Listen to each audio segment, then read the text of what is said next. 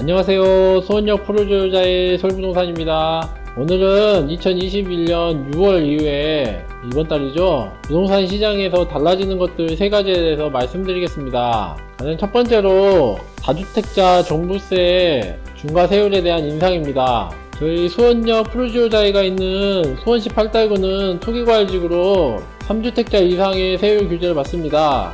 수원에서 좀 괜찮은 아파트 2채만 가지고 있어도 약 한 20억 가까이 하는데요. 20억의 과표를 보시면 약 10억 정도 나올 수 있을 거라 보고 있습니다. 그랬을 경우 2천만원의 세율이 부과될 수 있습니다. 수원역 프로주유자에는 종부세는 올해 부과되지 않을 건데요. 아마 내년부터 이 원주민들의 종부세 부담이 상당할 것으로 보입니다.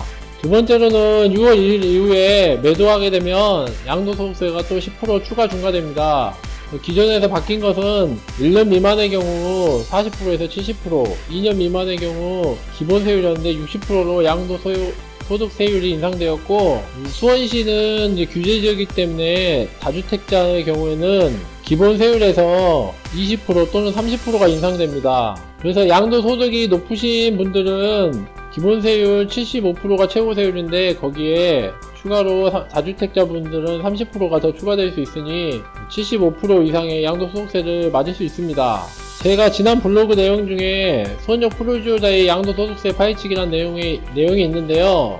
그 내용을 한번 보겠습니다. 양도소득세를 모의로 계산해 보았는데요. 1가구 1주택자분들은 2년기간 거주하시게 되면 2,800만원, 3년 거주하시게 되면 1,700만원 정도의 양도소득세가 발생합니다. 하지만 2주택 이상부터는 얘기가 달라지는데요. 양도소득세 중과를 받게 되면 2주택자는 4억원, 3주택자는 4억 7천만원 정도의 양도소득세금이 발생합니다. 그래서 양도차익이 6억 5천만원에서 4억 7천만원을 양도소득세로 납부하게 되면 1억 8천만원 정도의 차익이 남는데요. 물론 남아서 좋을 수도 있지만 이렇게 높은 세금을 부담하면서까지 양도하실 분들은 그렇게 많지 않아 보입니다. 만약 단기 보유해서 양도할 때는 1년 이내 단기 매도하면 4억 6천, 2년 이내 단기 매도하면 3억 9천만원이 양도소득세가 부과되고, 여기서 주의할 점은 과세표준 적용된 양도소득세와 단기 매도 양도소득세를 비교해서 큰 거를 기준으로 부과하게 되어 있습니다. 그리고 세 번째로는 전월세 신고제입니다. 전월세 신고를 하게 되면 계약서만으로 확정인적까지 한 번에 받을 수 있는데요. 신고 대상은 수도권, 광역시 등 보증금 6천만원 또는 월세 3천만원이 초과되면 의무적으로 신고해야 합니다. 이로 인해 시장은 현재 어떻게 변화되는지 한번 보겠습니다. 첫 번째로 증여가 증가하고 있습니다. 다주택자분들은 세금 중과에 따라서 현재 증여를 최대로 많이 하고 있고, 문재인 정부대에서 증여 건수를 보시면 17년도에는 3만 건에서 지속적으로 증가하는 걸 볼 수 있습니다. 그리고 올해 안에 월별 증여 건수를 보시면 최근 들어 3월달에 큰 폭으로 증가하는 걸 알 수 있습니다. 두 번째로는 양도소득세가 너무 징벌적으로 나오다 보니 다주택자분들은 매물 내놓지 않고 있습니다. 그래서 지금 현재 매물 잠김이 현상이 나타나고 있고, 수원역 프로주유자도 마찬가지로 현재 매매할 수 있는 물건이 하나도 없습니다. 해당 기사에서는 지금 거래 절벽이 심화되고 있는데, 저희 아파트가 4,000세대가 넘는데 매물이 하나도 없는 걸 보면 현재 모든 다주택자분들이 버티기로 돌아가고 있는 것 같습니다. 그리고 이렇게 매물이 없다 보니 물건을 거래할 수 있는 물건이 없으니까 또 집값이 들썩이기 시작합니다. 그래서 해당 내용은 서울 집값이 들썩인다는 내용인데, 앞으로 서울 집값이 또 올라가게 되면 또다시 갭매우기 현상이 나타나고 순환적으로 수도권 일대에도 주택 가격이 한층 더 올라갈 거라고 보고 있습니다. 세 번째로는 전세 물건이 너무 구해지고 있습니다. 작년에 시행되었던 계약갱신 청구권과 올해 시행되는 전월세 신고제의 영향으로 전세 매물이 거의 없고 월세로 지금 대부분 변경하고 있는 추세입니다. 그래서 서민들의 주거비가 더욱 증가됨을 알 수 있습니다. 해당 내용도 임대차법이 개정된 이후에 전세 물량이 줄고 월세나 반전세가 늘고 있다는 내용이고, 마찬가지로 임대료가 껑충 뛰고 있다는 내용입니다. 그리고 올해 6월에 전월세 신고제가 시행됨에 따라서 이런 임대 수익들이 외부에 노출되기 때문에 월세 가격이 상승할 거라 보고 있고, 이미 시장은 그걸 반영하고 있는 것 같습니다. 올해 6월부터 임대차 3법이 완성이 되었고, 양도소득세 중과, 세금 중과 등 세금 규제를 통해서 시장은 이미 상방으로 움직이고 있다고 보고 있습니다. 그리고 양도소득세 중과와 종부세 중과를 피하기 위해 다주택자분들은 증여의 방법으로 규제를 회피하고 있고, 증여를 하는 순간 5년간 부동산은 팔 수 없습니다. 그래서 매물이 감소하고 있습니다. 또한 전월세 시장 역시 세금 규제를 통해 세 부담을 임차인에게 전가하고 있는 현상이 나타나고 있고, 임차인들은 조세 전가를 회피할 수단이 없습니다.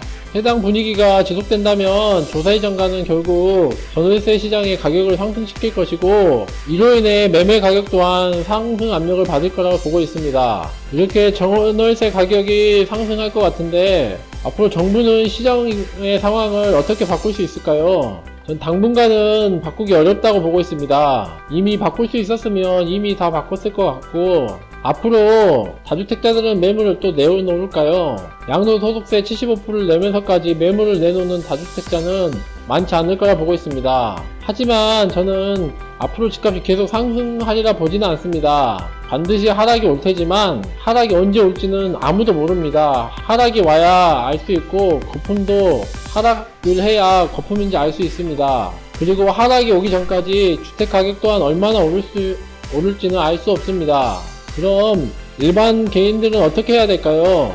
위에 언급한 내용을 잘 생각해 보시고 자신의 상황에 맞도록 행동해야 되는데요. 전부터 얘기했지만 무주택자이신 분들은 자신이 거주할 주택 한 채는 보유해야 된다고 보고 있습니다. 가격을 떠나서 거주 공간이 있는 것 자체만으로도 그 가치는 충분합니다. 그리고 두 번째, 가격이 오르게 되면 그냥 거주하시면 됩니다. 만약 가격이 떨어지면요, 상급지로 입지 좋은 곳으로 이동하시면 됩니다. 그래서 저는 거주할 주택 한 채는 보유해야 된다고 생각하고 있고, 무주택자로 지내시다가 주택 가격이 더 많이 올라버리면 그때는 대응할 방법이 없습니다.